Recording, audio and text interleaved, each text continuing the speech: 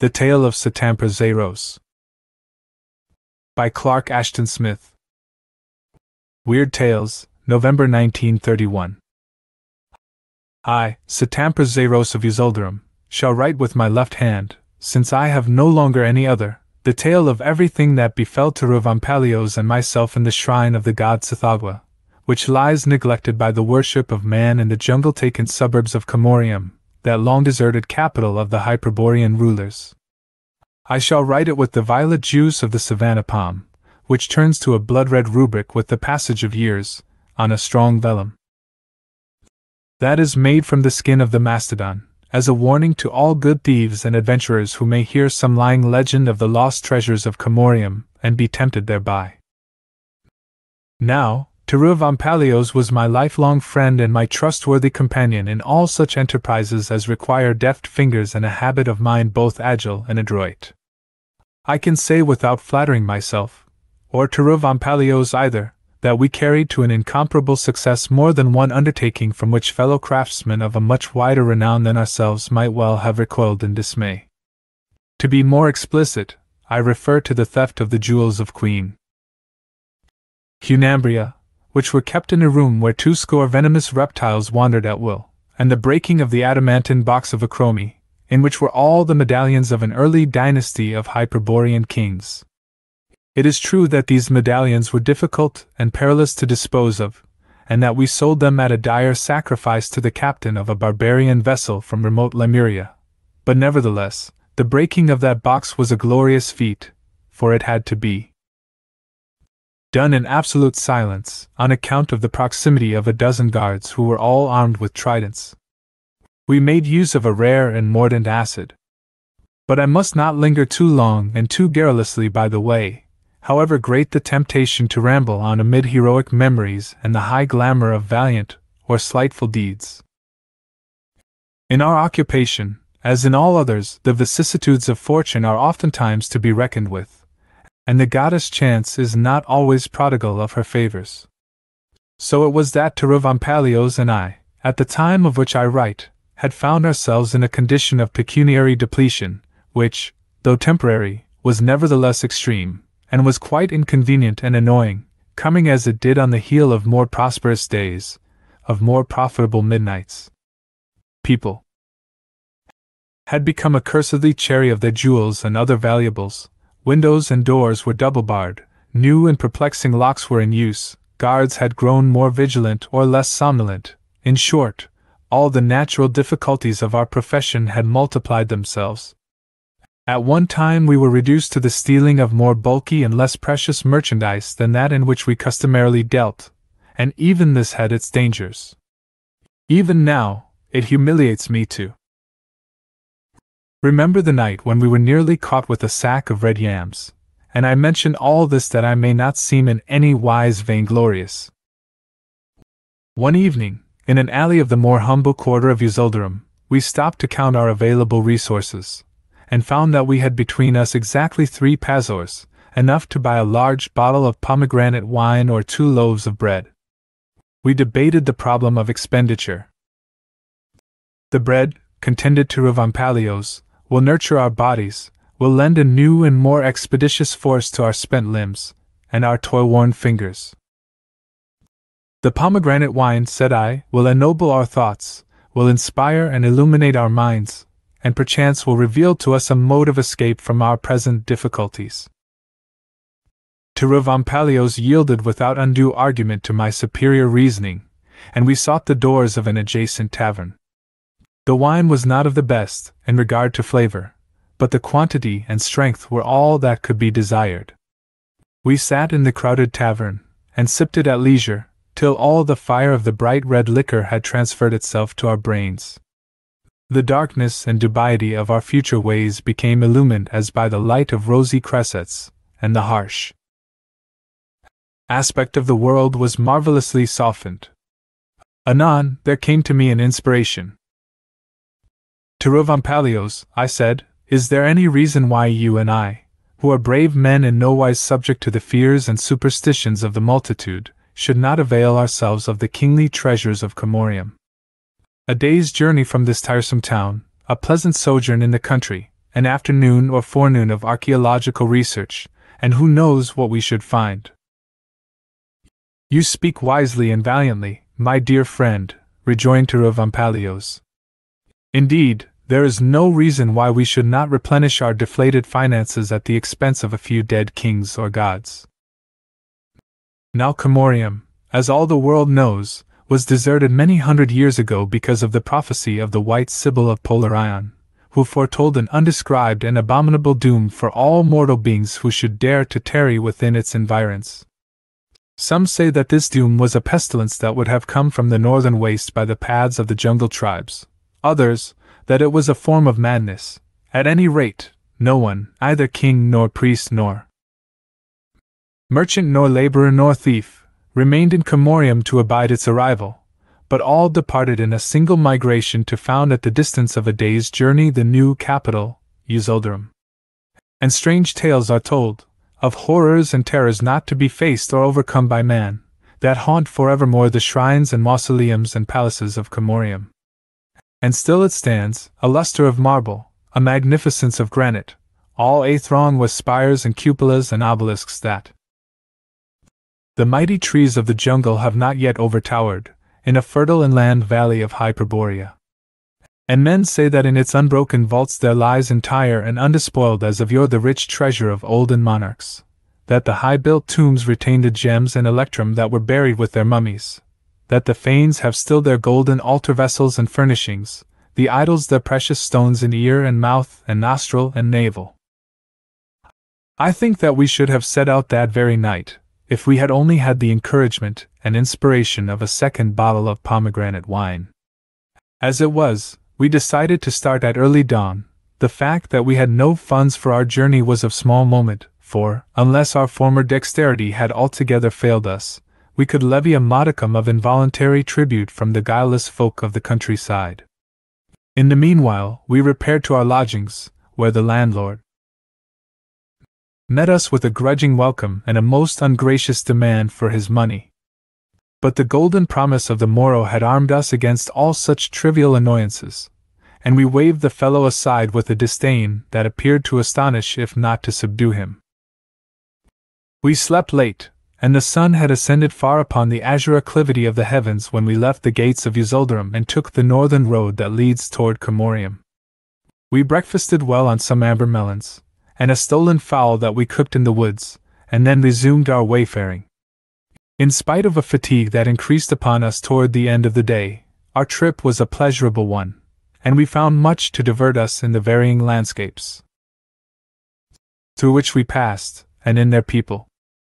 Some of these people, I am sure, must still remember us with regret, for we did not deny ourselves anything procurable that tempted our fancy or our appetites. It was an agreeable country, full of farms and orchards and running waters and green, flowery woods. At last, some while in the course of the afternoon, we came to the ancient road, long disused and well-nigh overgrown, which runs from the highway through the elder jungle to Comorium. No one saw us enter this road, and thenceforward we met no one. At a single step, we passed from all human ken, and it seemed that the silence of the forest around us had lain unstirred by mortal footfall ever since the departure of the legendary king and his people so many centuries before. The trees were vaster than any we had ever seen. They were interwoven by the endless labyrinthine volumes, the eternal web-like convolutions of creepers almost as old as they themselves. The flowers were unwholesomely large, their petals bore a lethal pallor or a sanguinary scarlet, and their perfumes were overpoweringly sweet or fetid.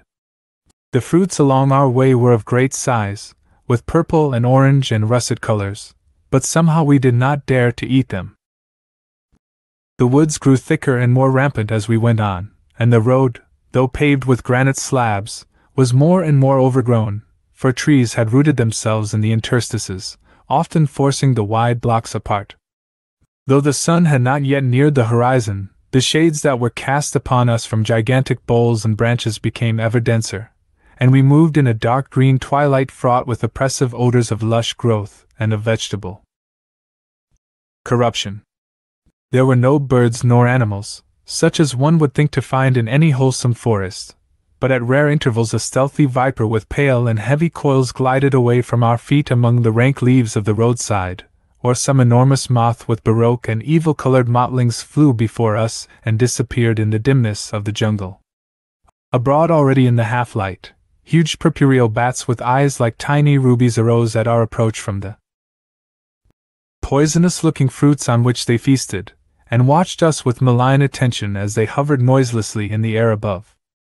And we felt, somehow, that we were being watched by other and invisible presences, and a sort of awe fell upon us, and a vague fear of the monstrous jungle, and we no longer spoke aloud, or frequently, but only in rare whispers. Among other things, we had contrived to procure along our way a large leathern bottle full of palm spirit. A few sips of the ardent liquor had already served to lighten more than once the tedium of our journey, and now it was to stand us in good stead. Each of us drank a liberal draught, and presently the jungle became less awesome, and we wondered why we had allowed the silence and the gloom, the watchful bats and the brooding immensity, to weigh upon our spirits even for a brief while, and I think that after a second draught we began to sing. When twilight came, and a waxing moon shone high in the heavens after the hidden day-star had gone down, we were so imbued with the fervor of adventure that we decided to push on, and reach Comorium that very night. We supped on food that we had levied from the country people, and the leathern bottle passed between us several times. Then, considerably fortified, and replete with hardihood and the valor of a lofty enterprise, we resumed our journeying. Indeed, we had not much farther to go. Even as we were debating between ourselves, with an ardor that made us oblivious of our long wayfaring, what costly loot we would first choose from among all the mythical treasures of Comorium, we saw in the moonlight the gleam of marble cupolas above the treetops, and then between the boughs and boles the wan pillars of shadowy porticos. A few more steps, and we trod upon paven streets that ran transversely from the high road we were following, into the tall, luxuriant woods on either side, where the fronds of mighty palm ferns overtopped the roofs of ancient houses. We paused, and again the silence of an elder desolation claimed our lips.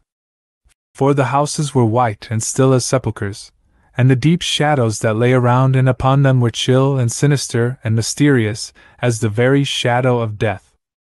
It seemed that the sun could not have shone for ages in this place, that nothing warmer than the spectral beams of the cadaverous moon had touched the marble and granite ever since that universal migration prompted by the prophecy of the white Sibyl of Polarion. "I wish it were daylight," murmured Torovampalios. His low tones were oddly sibilant, were unnaturally audible in the dead stillness. "Torovampalios," I replied, "I trust that you are not growing superstitious. I should be loath to think that you are succumbing to the infantile fancies of the multitude. Howbeit, let us have another drink."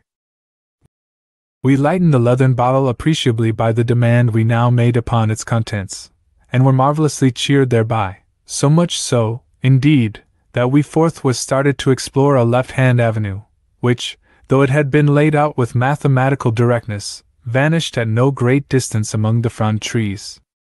Here, somewhat apart from the other buildings, in a sort of square that the jungle had not yet wholly usurped, we found a small temple of antique architecture which gave the impression of being far older even than the adjoining edifices.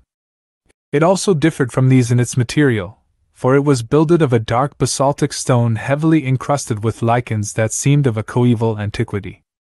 It was square in form, and had no domes nor spires, no facade of pillars, and only a few narrow windows high above the ground.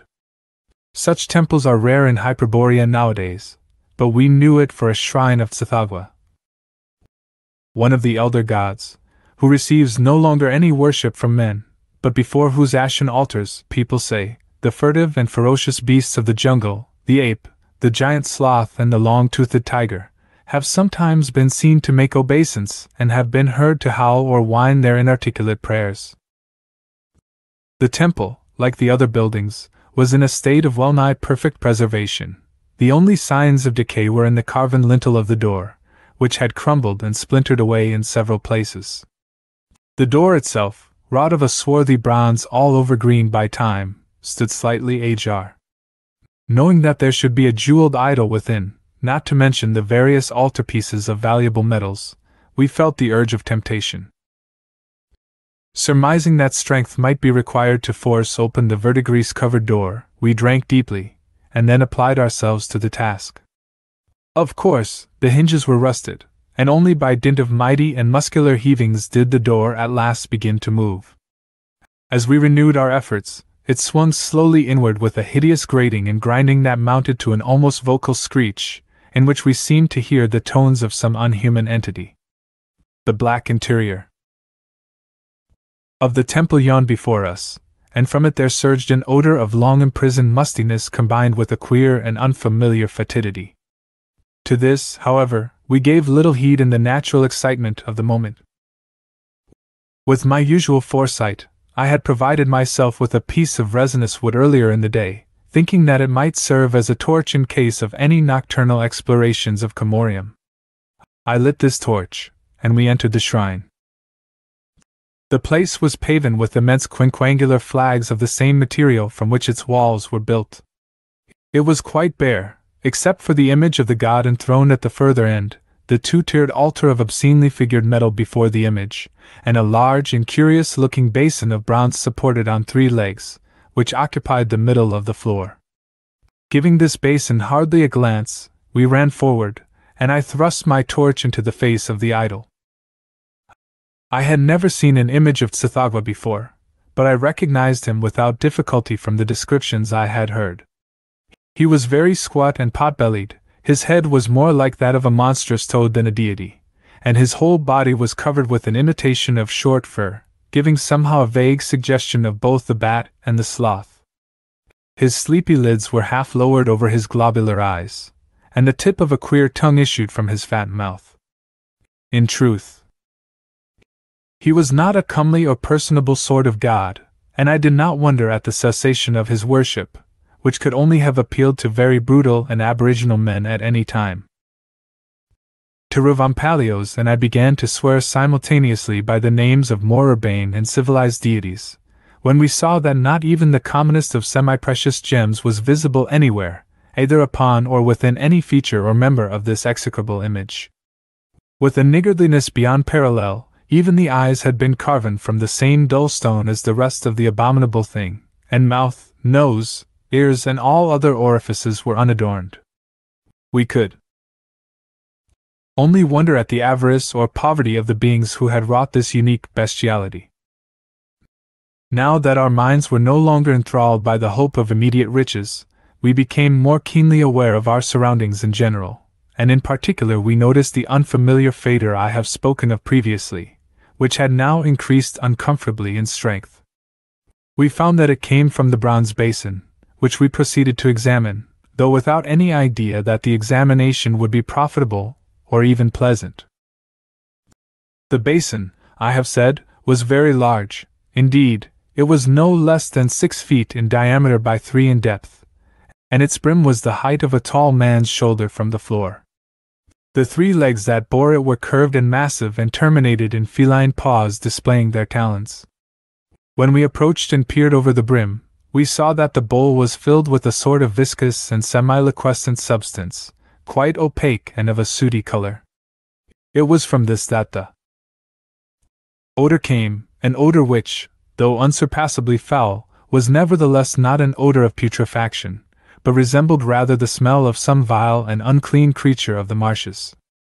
The odor was almost beyond endurance, and we were about to turn away when we perceived a slight ebullition of the surface, as if the sooty liquid were being agitated from within by some submerged animal or other entity. This ebullition increased rapidly, the center swelled as if with the action of some powerful yeast, and we watched in utter horror, while an uncouth amorphous head with dull and bulging eyes arose gradually on an ever-lengthening neck, and stared us in the face with primordial malignity. Then 2 arms, if one could call them arms, likewise arose inch by inch, and we saw that the thing was not, as we had thought, a creature immersed in the liquid, but that the liquid itself had put forth this hideous neck and head, and was now forming these damnable arms, that groped toward us with tentacle-like appendages in lieu of claws or hands. A fear which we had never experienced even in dreams, of which we had found no hint in our most perilous nocturnal excursions, deprived us of the faculty of speech, but not of movement. We recoiled a few paces from the bull, and coincidentally with our steps, the horrible neck and arms continued to lengthen. Then the whole mass of the dark fluid began to rise, and far more quickly than the savannah juice runs from my pen, it poured over the rim of the basin like a torrent of black quicksilver, taking as it reached the floor an undulant ophidian form which immediately developed more than a dozen short legs. What unimaginable horror of protoplastic life, what loathly spawn of the primordial slime had come forth to confront us, we did not pause to consider or conjecture. The monstrosity was too awful to permit of even a brief contemplation. Also, its intentions were too plainly hostile, and it gave evidence of anthropophagic inclinations, for it slithered toward us with an unbelievable speed and celerity of motion, opening as it came a toothless mouth of amazing capacity. As it gaped upon us, revealing a tongue that uncoiled like a long serpent, its jaws widened with the same extreme elasticity that accompanied all its other movements. We saw that our departure from the fane of Tsathoggua had become most imperative, and turning our backs to all the abominations of that unhallowed shrine, we crossed the sill with a single leap, and ran headlong in the moonlight through the suburbs of Comorium. We rounded every convenient corner, we doubled upon our tracks behind the palaces of time-forgotten nobles and the warehouses of unrecorded merchants. We chose preferably the places where the incursive jungle trees were highest and thickest, and at last, on a by-road where the outlying houses were no longer visible, we paused and dared to look back. Our lungs were intolerably strained, were ready to burst with their heroic effort, and the various fatigues of the day had told upon us all too grievously. But when we saw at our heels the black monster, following us with a serpentine and undulating ease, like a torrent that descends a long declivity, our flagging limbs were miraculously reanimated, and we plunged from the betraying light of the by-road into the pathless jungle, hoping to evade our pursuer in the labyrinth of boles and vines and gigantic leaves. We stumbled over roots and fallen trees, we tore our raiment and lacerated our skins on the savage brambles, we collided in the gloom with huge trunks and limber saplings that bent before us, we heard the hissing of tree snakes that spat their venom at us from the boughs above, and the grunting or howling of unseen animals when we trod upon them in our precipitate flight. But we no longer dared to stop or look behind. We must have continued our headlong peregrinations for hours. The moon, which had given us little light at best through the heavy leafage, fell lower and lower among the enormous frond palms and intricate creepers.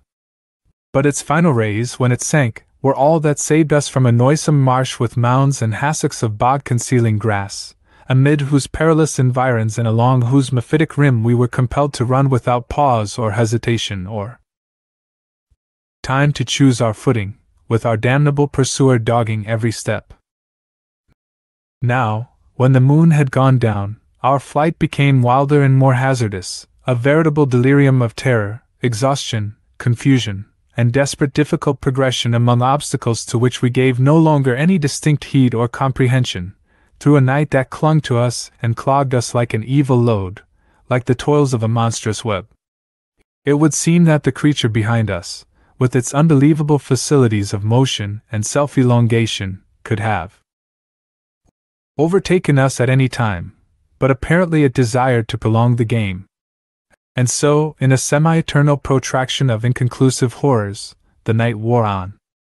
But we never dared to stop or look back. Far off and wan, a glimmering twilight grew among the trees, a forewarning of the hidden morn. Wearier than the dead, and longing for any repose, any security, even that of some indiscernible tomb, we ran toward the light, and stumbled forth from the jungle upon a paven street among marble and granite buildings. Dimly, dully, beneath the crushing of our fatigue, we realized that we had wandered in a circle and had come back to the suburbs of Comorium. Before us, no farther away than the toss of a javelin, was the dark temple of Tsathoggua. Again we ventured to look back, and saw the elastic monster, whose legs had now lengthened till it towered above us, and whose maw was wide enough to have swallowed us both at a mouthful. It followed us with an effortless glide, with a surety of motion and intention too horrible, too cynical to be borne.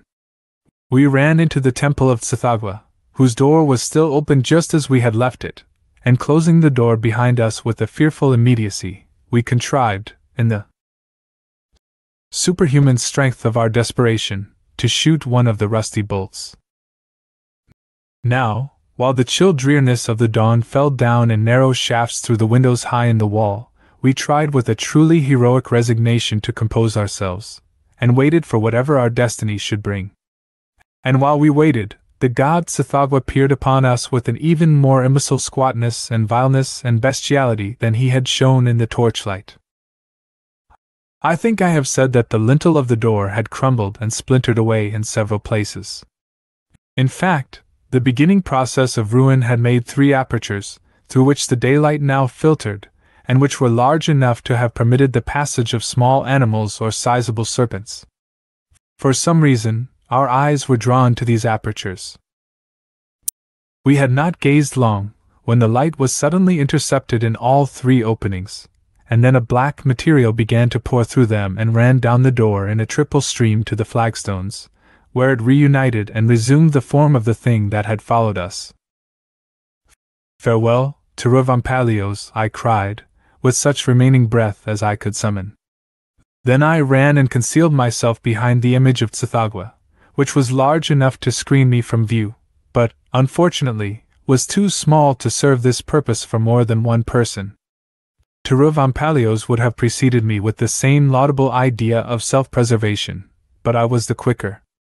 And seeing that there was not room for both of us to the rearward of Tsathoggua, he returned my valediction and climbed into the great bronze basin, which alone could now afford a moment's concealment in the bareness of the fane. Peering from behind that execrable god, whose one merit was the width of his abdomen and his haunches, I observed the actions of the monster. No sooner had Tiravumpalios crouched down in the 3-legged bowl, when the nameless enormity reared itself up like a sooty pillar and approached the basin. The head had now changed in form and position, till it was no more than a vague imprint of features on the middle of a body without arms, legs, or neck. The thing loomed above the brim for an instant, gathering all its bulk in an imminent mass on a sort of tapering tail, and then like a lapsing wave it fell into the bowl upon Tiravumpalios. Its whole body seemed to open and form an immense mouth as it sank down from sight. Hardly able to breathe in my horror, I waited, but no sound and no movement came from the basin, not even a groan from Tiravumpalios. Finally, with infinite slowness and trepidation and caution, I ventured to emerge from behind Tsathoggua, and passing the bowl on tiptoe, I managed to reach the door. Now, in order to win my freedom, it would be necessary to draw back the bolt and open the door. And this I greatly feared to do because of the inevitable noise. I felt that it would be highly injudicious to disturb the entity in the bowl while it was digesting Tiravumpalios. But there seemed to be no other way if I was ever to leave that abominable fane. Even as I shot back the bolt, a single tentacle sprang out with infernal rapidity from the basin, and elongating itself across the whole room, it caught my right wrist in a lethal clutch. It was unlike anything I have ever touched. It was indescribably viscid and slimy and cold. It was loathsomely soft like the foul mire of a bog and mordantly sharp as an edged metal, with an agonizing suction and constriction that made me scream aloud as the clutch tightened upon my flesh, cutting into me like a vise of knife blades. In my struggles to free myself, I drew the door open and fell forward on the sill. A moment of awful pain, and then I became aware that I had broken away from my captor. But looking down, I saw that my hand was gone, leaving a strangely withered stump from which little blood issued. Then, gazing behind me into the shrine, I saw the tentacle recoil and shorten till it passed from view behind the rim of the basin, bearing my lost hand to join whatever now remained of Tiravumpalios.